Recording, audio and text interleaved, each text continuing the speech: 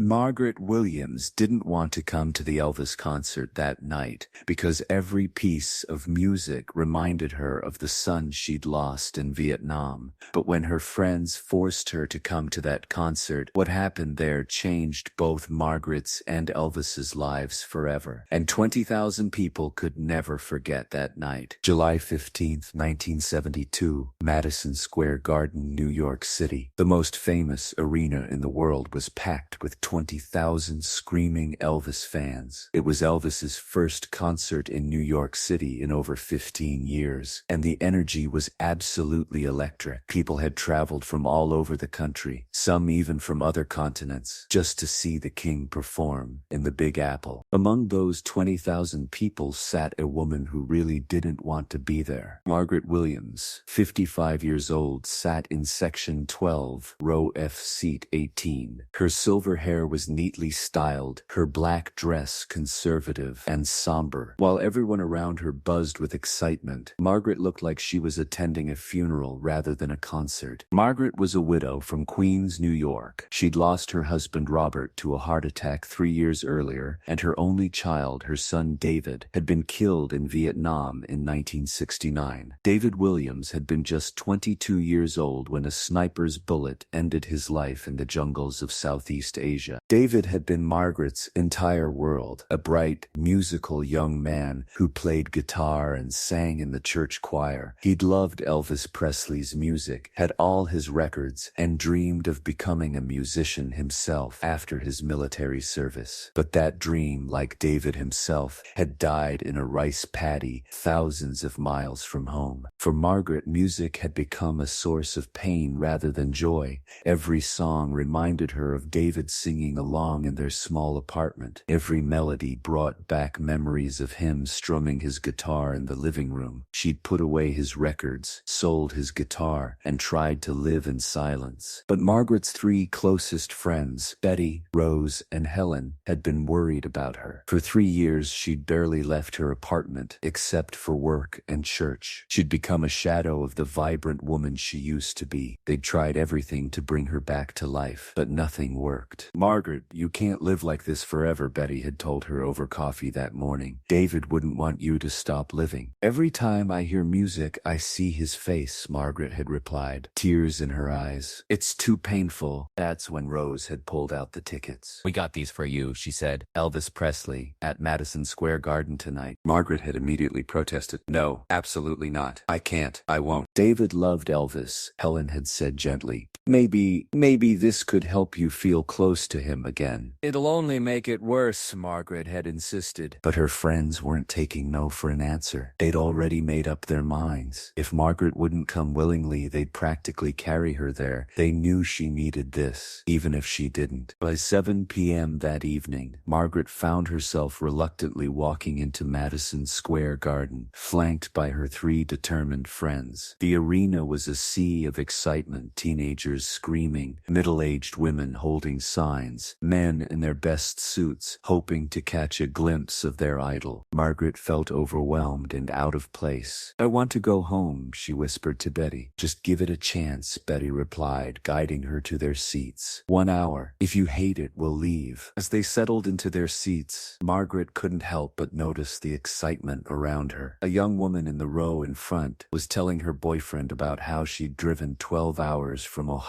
just for this concert. An elderly man was explaining to his grandson how Elvis had changed music forever. But all Margaret could think about was David, how he would have loved to be here, how his eyes would have lit up, how he would have known every word to every song. At exactly 8:30 p.m., the lights dimmed and a hush fell over the arena. Then, the opening chords of Also Sprach Zarathustra, Elvis's dramatic entrance music, began to play. The crowd erupted as a spotlight hit the stage. And then Elvis appeared. He walked out wearing a white jumpsuit with intricate rhinestone designs, his black hair perfectly styled, his famous smile lighting up the entire arena. The crowd went absolutely insane. People were on their feet, screaming, crying, reaching toward the stage, even though they were hundreds of feet away. Margaret remained seated, arms crossed, looking uncomfortable. But even she couldn't deny the presence presence of the man on stage. There was something magnetic about Elvis Presley, something that commanded attention even from those who didn't want to give it. Elvis grabbed the microphone and his voice boomed through the arena. "Good evening, New York City." The response was deafening. For several minutes, Elvis couldn't even continue because the cheering was so loud. He stood there, grinning, acknowledging different sections of the crowd, clearly feeding off their energy. "It's been too long since I've been in this incredible city," Elvis continued when the noise finally died down. "But I'm here now, and we're gonna have ourselves a party." He launched into CC Rider, and the arena transformed into a massive celebration. Elvis moved with that famous hip swiveling style, his voice powerful and emotional. Even the people in the furthest seats felt like he was singing directly to them. Margaret watched, still unmoved, but she noticed something in Elvis's performance that she hadn't expected. There was genuine emotion there, real feeling. This wasn't just a show. He was sharing something of himself with the audience. The first set included all the hits: Hound Dog, Don't Be Cruel, Love Me Tender. All shook up. With each song, the energy in the arena built. People were singing along, dancing in the aisles, completely lost in the moment. During Love Me Tender, Margaret felt something stir inside her. This had been one of David's favorite songs. She remembered him singing it softly while playing his guitar, his young voice trying to capture Elvis's smooth tones. For just a moment, the memory brought a small smile to her face instead of tears. Betty noticed and squeezed her hand. "He's here with you," she whispered. After the first set, Elvis took a break, and the lights came up slightly. He walked to the edge of the stage, closer to the audience, and began talking more intimately. "You know," Elvis said, his voice now conversational rather than performative, "I look out at all of you tonight and I see so many different faces, so many different stories. Music brings us all together, doesn't it? No matter what we're going through, music has this power to heal, to comfort, to remind us that we're not alone." His words seemed to hit Margaret like a physical force. Music to heal? Music to comfort? For her, music had only brought pain. Elvis continued, "I know some of you might be going through hard times. Life ain't always easy. We lose people we love. We face challenges that seem impossible to overcome. But that's when music matters most. That's when we need each other most." As if he was speaking directly to her, Margaret felt tears beginning to form in her eyes. Around her, other audience members were nodding, some wiping away tears of their own. Elvis had this ability to make 20,000 people feel like he was talking to each one of them personally. "Now I want to do something a little different," Elvis said. "I want to dedicate this next song to anyone out there who's missing someone tonight, anyone who's lost someone they love. This one's for you." He walked over to the piano and sat down. The arena fell completely silent. 20,000 people holding their breath in anticipation. Elvis began playing the opening chords of He Touched Me, a gospel song that had always been close to his heart. His voice, now stripped of all the showmanship and performance, was raw and emotional. As he sang about finding peace and comfort in faith, Margaret felt something breaking open inside her chest. The walls she'd built around her heart over the past 3 years were beginning to crack. But it was during the song that something unexpected happened. From somewhere in the middle of the arena, a woman's voice called out, clear and strong enough to be heard over the music. "My son loved this song. He died in Vietnam." Elvis stopped playing.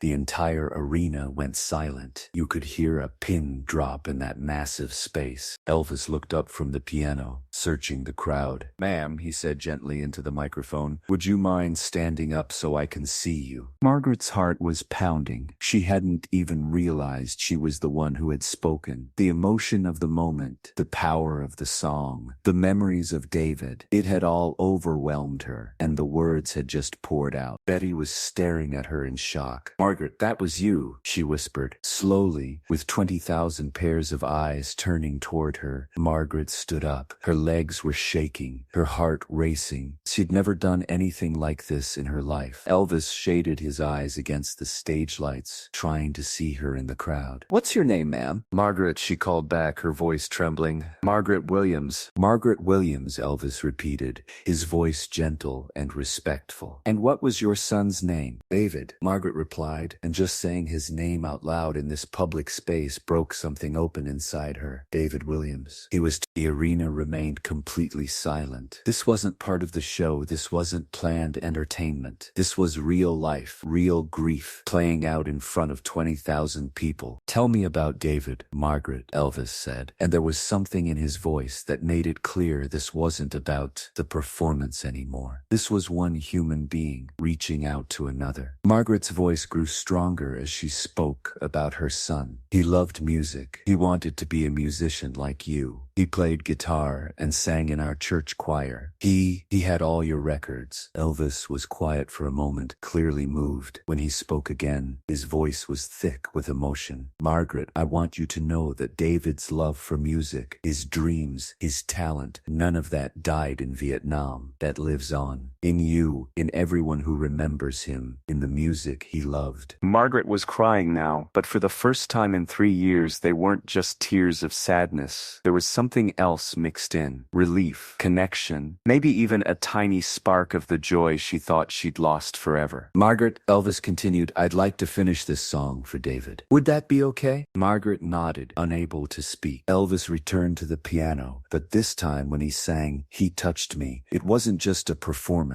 It was a prayer, a memorial, a celebration of a young man's life and dreams. His voice soared through the arena, carrying with it all the emotion of the moment, all the love for a fallen soldier, all the comfort he could offer to a grieving mother. When the song ended, the silence in Madison Square Garden was profound. Then, slowly, one person began to clap, then another, and within moments, all 20,000 people were on their feet, applauding not just for Elvis, but for Margaret, for David, for the moment of pure human connection they'd all just witnessed. But Elvis wasn't done. He stood up from the piano and addressed the crowd again. "Folks, we've got a lot of brave men and women who've served our country, and we've lost too many of them. Tonight, I want to dedicate the rest of this show to all our service members, past and present, and to the families who've sacrificed so much." He gestured toward Margaret. "Margaret Williams, would you do me the honor of coming up here on stage?" Margaret's friends gasped. The crowd erupted in cheers. Margaret stood frozen, unable to process what was happening. "Go," Betty urged her. "Go up there."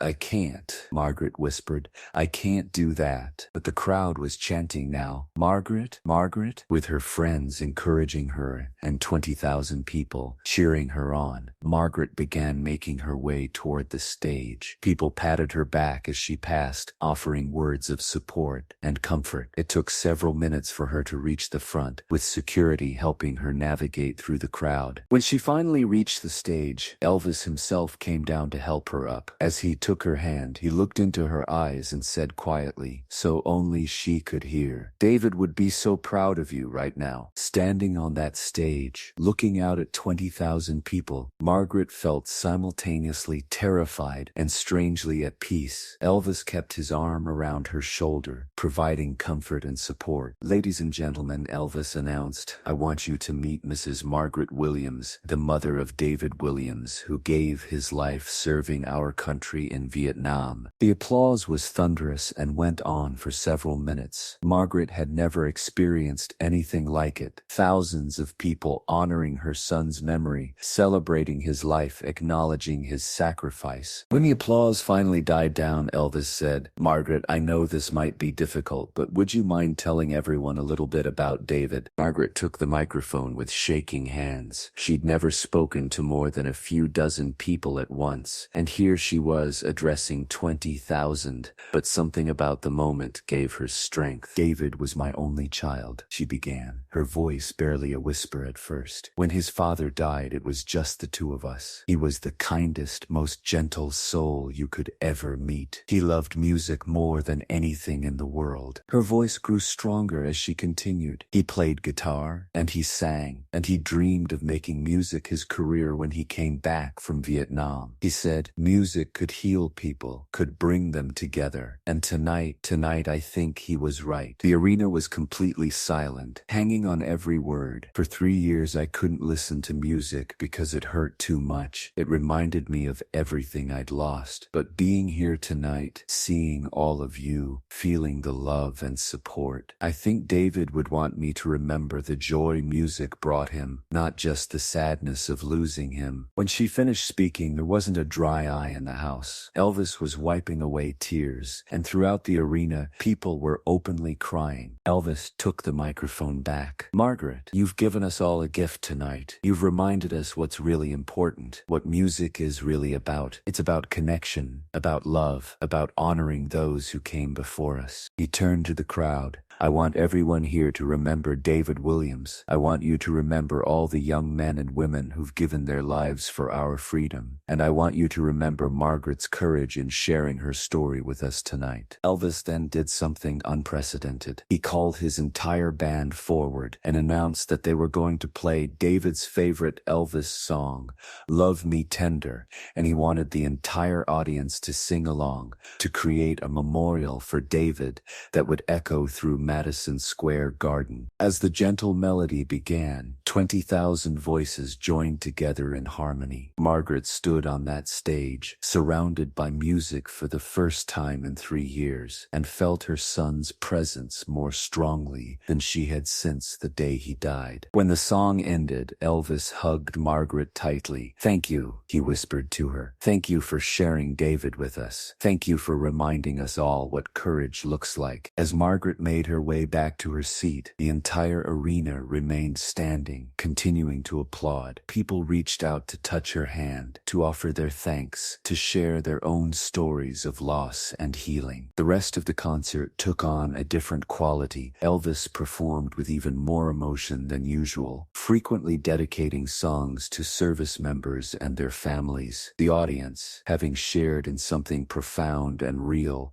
responded with deeper appreciation and connection. After the show, Margaret was invited backstage to meet Elvis privately. In his dressing room, away from the crowds and cameras, he sat with her and talked about loss, about healing, about the power of music to help us through the darkest times. Margaret, Elvis said, "What you did tonight was braver than anything I've ever done on stage. Sharing your grief, your love for David, your pain, that took real courage." He reached into a case and pulled out a guitar, one of his personal instruments. "I want you to have this, he. Maybe you can't play it now, but maybe someday when you're ready, you can learn. Or maybe you can donate it to a young musician who needs it. Either way, I want you to have something that represents David's dreams." Margaret was overwhelmed. "I can't take this. It's too much." "Please," Elvis insisted. "David loved music, and he loved my music. This way, a piece of that love continues on." That night changed Margaret's life in ways she never could have imagined. She didn't immediately return to music. Healing doesn't happen overnight, but she had taken the first step on a journey back to life, back to joy, back to honoring her son's memory in a way that celebrated rather than just mourned. Over the following months, Margaret began slowly reintroducing music into her life. She started with David's favorite songs,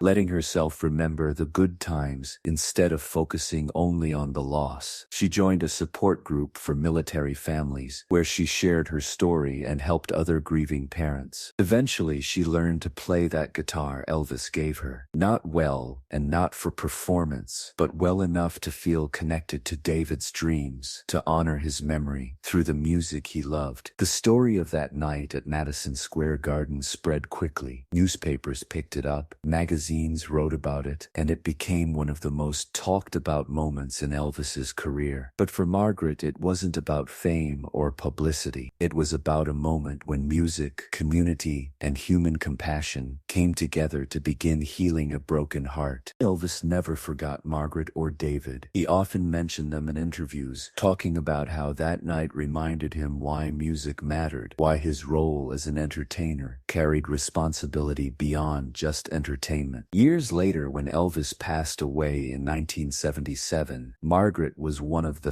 thousands who mourned his loss. She sent a letter to his family, sharing how their brief encounter had changed her life and helped her find a way to honor her son's memory. In that letter, she wrote, "Elvis didn't just perform for us that night. He reminded us that we're all connected by our humanity, by our capacity for love and loss and healing. He showed me that David's dreams didn't die in Vietnam. They live on in every person who chooses music over silence, love over despair, connection over isolation." Margaret lived until 1995, reaching the age of 78. In her later years, she became an advocate for military families, sharing her story at support groups and conferences. She always carried with her the guitar Elvis gave her, and she always spoke about that night at Madison Square Garden as the moment she began to live again. The impact of that evening extended far beyond Margaret's personal healing. Elvis began incorporating more direct interaction with his audience into his shows, always looking for opportunities to connect with people who seemed to be struggling. He established a scholarship fund for military families, helping young people pursue their dreams in music and other fields. Many of the 20,000 people who witnessed that interaction between Elvis and Margaret reported that it changed their perspective on grief, on community, on the power of shared human experience. Some became more involved in supporting military families. Others simply became more open to helping those around them who were struggling with loss. The concert recording from that night became one of the most treasured in Elvis's catalog, not because of the musical performances, but because of the moment of raw humanity it captured. Bootleg recordings of Margaret's interaction with Elvis have been passed down through families, used in grief counseling sessions, and shared in military support groups. Music historians and psychologists have studied that night as an example of how entertainment can become something deeper,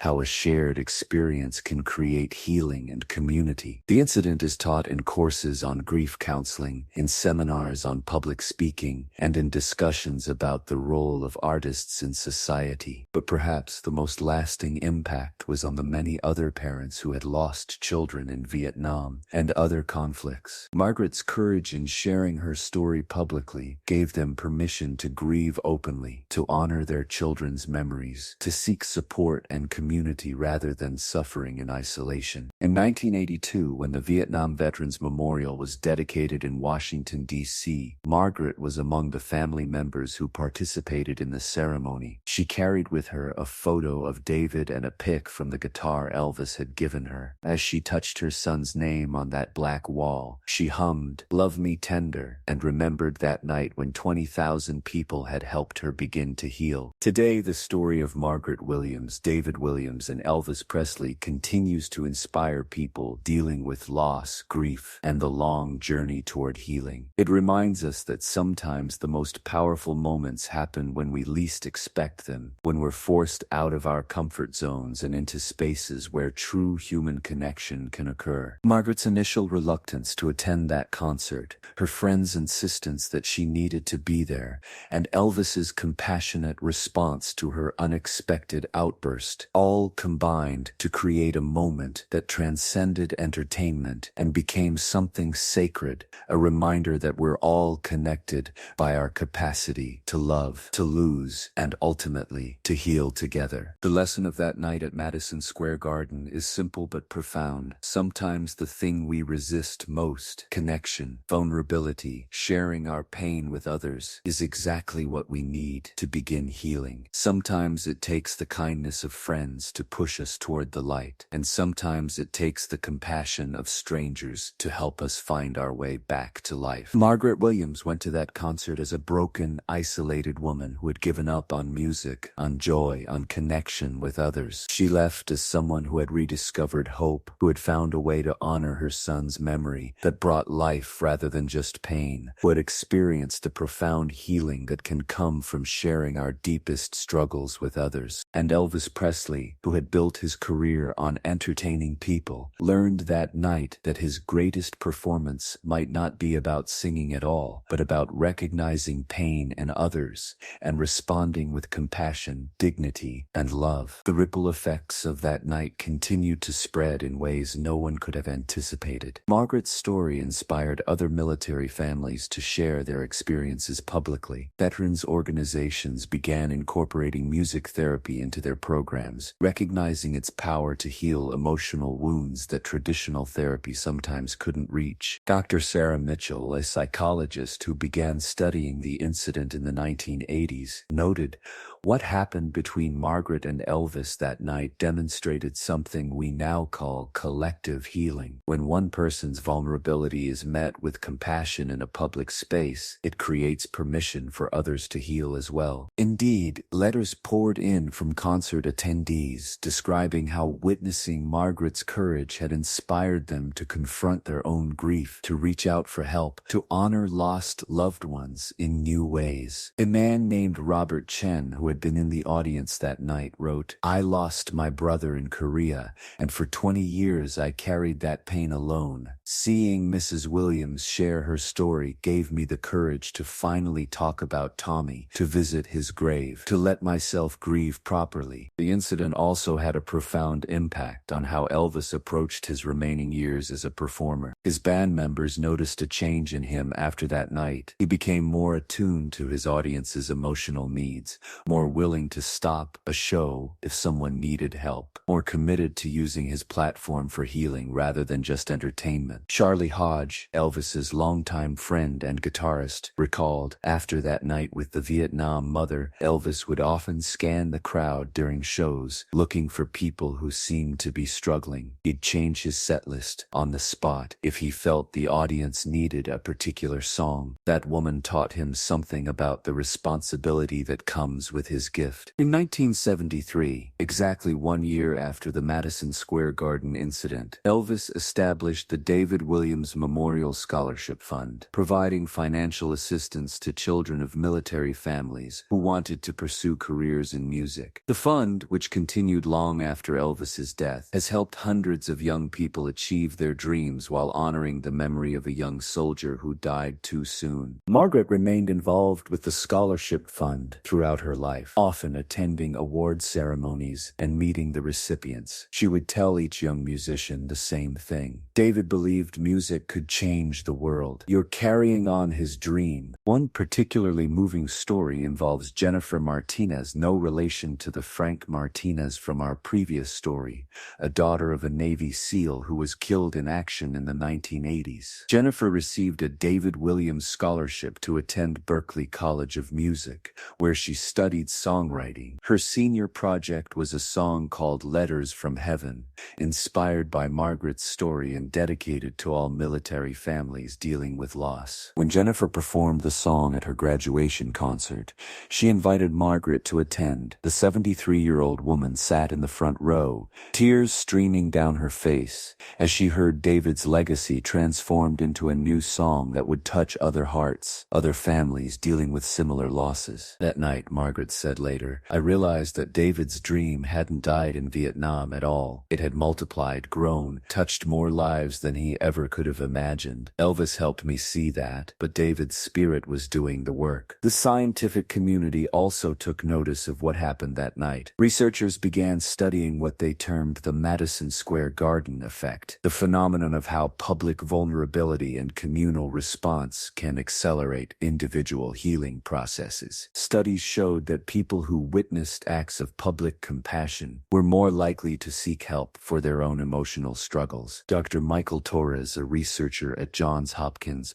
published a paper in 1985 titled "Collective Witnessing and Trauma Recovery: Lessons from Popular Culture." He wrote, "The interaction between Elvis Presley and Margaret Williams represents a textbook example of how public figures can facilitate community healing. The key elements, authentic vulnerability, immediate compassionate response, and collective witnessing, created an environment where healing became not just possible but inevitable." The story also influenced how other entertainers approached their craft. Country music star Dolly Parton, who had met Elvis several times, began incorporating more direct audience interaction into her shows. She often credits Margaret's story as inspiration for her practice, stopping concerts concerts to acknowledge audience members dealing with difficult situations. I learned from Margaret and Elvis that sometimes the most important moment in a show isn't a song at all, Parton said in a 1990 interview.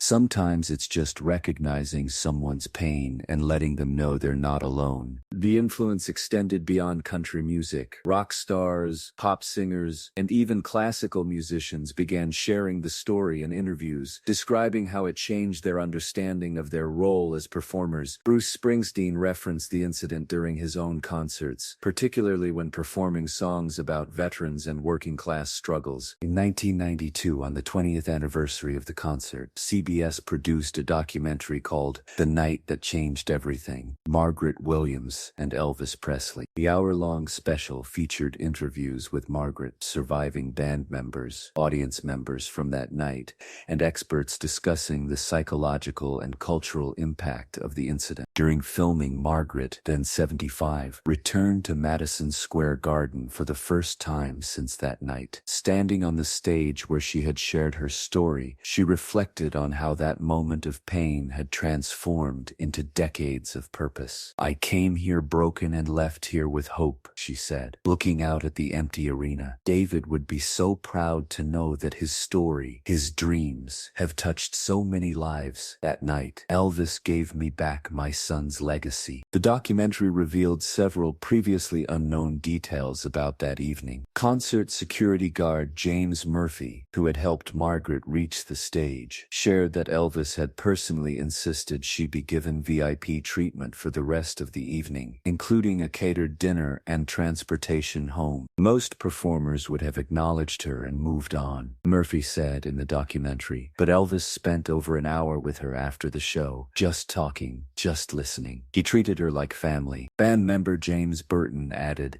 "Elvis was different after that night. He started asking us to learn more gospel songs, more songs that could comfort people. He said music should heal hearts, not just entertain them." The documentary also featured Dr. Patricia Williams, no relation, a grief counselor who had begun using Margaret's story in her therapy sessions. "I show clients the clip of Margaret speaking on that stage," she explained. "It demonstrates that healing often requires us to step outside our comfort zones, to share our pain with others, rather than carrying it alone." Perhaps the most touching segment of the documentary was an interview with Margaret's neighbor, Mrs. Rose Goldstein, who had been one of the friends who forced her to attend the concert. At 92, Rose was still sharp and passionate about that night's importance. "Margaret was dying inside before that concert," Rose said. "Not physically, but spiritually. She had given up on joy, on connection, on everything that makes life worth living. I knew if we could just get her there, something would happen. I didn't know what, but I knew David would want her to live, really live, not just exist." The documentary's impact was significant, leading to renewed interest in the scholarship fund and inspiring several tribute concerts. Young musicians who had been recipients of the David Williams scholarships organized an annual concert series called Music for Healing, performing in military hospitals,